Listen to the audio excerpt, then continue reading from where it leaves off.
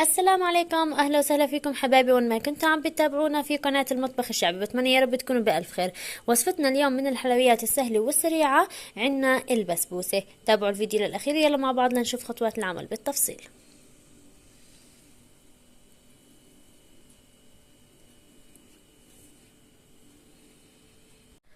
عندي هون في البداية لتجهيز القطر راح استخدم كوبين من السكر، طبعا نفس حجم الكوب.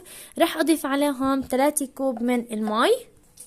بسم الله. الكوب الاول، راح اضيف الكوب الثاني، راح نضيف الكوب الثالث. راح نحطهم على النار، نتركهم بعد الغليان 10 دقايق. راح نضيف عليهم عصرة ليمون، وبعد الغليان ب10 دقايق راح نطفي عليهم الغاز. وهيك عندي القطر بعد 10 دقايق. حبيت افرجيكم لحتى تعرفوا قوامه ما بيكون كثيف. بهالشكل راح نطفي عليه الغاز ونتركه ليبرد جانبا. في البداية رح نحتاج أو نتعرف على المكونات. رح نحتاج كوب من جوز الهند، كوب من السميد، كوب من الطحين، بالإضافة لكوب من اللبن، كوب من الزيت النباتي، نص كوب من السكر أو نص كوب إلى 3/4 الكوب من السكر. رح نحتاج أيضا لبيضتين و3 باكيتات من البيكنج باودر، بالإضافة إلى باكيت من الفانيلا. بوعاء كبير رح أضيف البيضتين، بسم الله، وراح اضيف عليهم عندي مغلف من الفانيلا، او اذا متوفر الفانيلا السائلة بامكانكم تضيفوا شوي. رح نخفق عندي البيض مع الفانيلا، بسم الله، كتير منيح.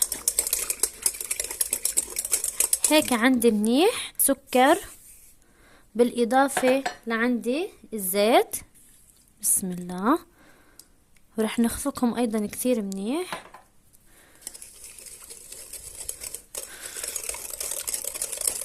بعد ما اتأكد من ذوبان السكر راح اضيف عندي كوب السميد، بسم الله، بالاضافة لكوب اللبن، بسم الله الرحمن الرحيم، ورح نخفقهم كثير منيح، بسم الله. وبعد ما خفقنا اللبن مع السميد راح ننزل بسم الله كاسة الطحين، بالإضافة لكاسة جوز الهند، وأيضا رح نضيف فوقهم عنا 3 باكيتات بيكنج باودر.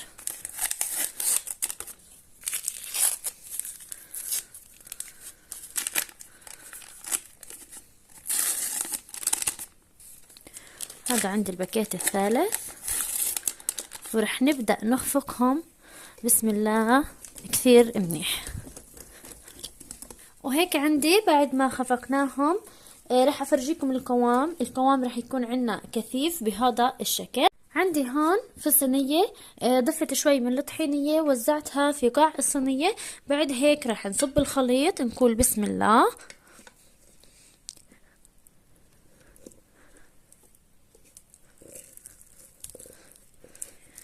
هيك بعد ما نزلنا الخليط بالكامل بسم الله راح نبدأ نوزع البسبوسة في الصينية. بنخلي طبعا السطح متساوي.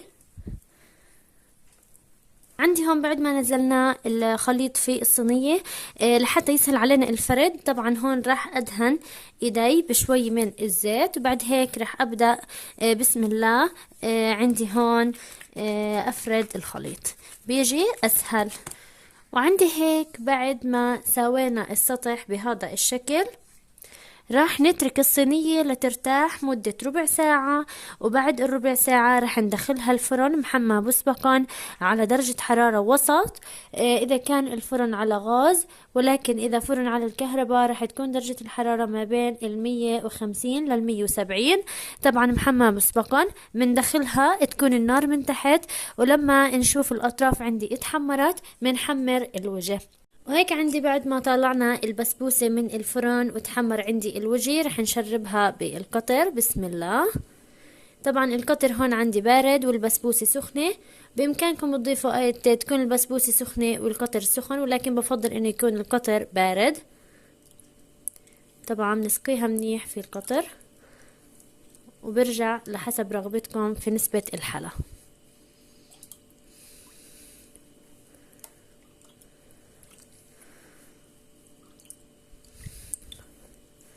وهيك عندي بعد ما جهزنا البسبوسة رح نزينها طبعا حسب الرغبة. وهيك عندي صينية البسبوسة صارت جاهزة. بتمنى انها تكون عجبتكم. اذا عجبكم الفيديو لا تنسوا من اللايك والاشتراك في القناة وتفعيل جرس التنبيهات ليوصلكم كل جديد.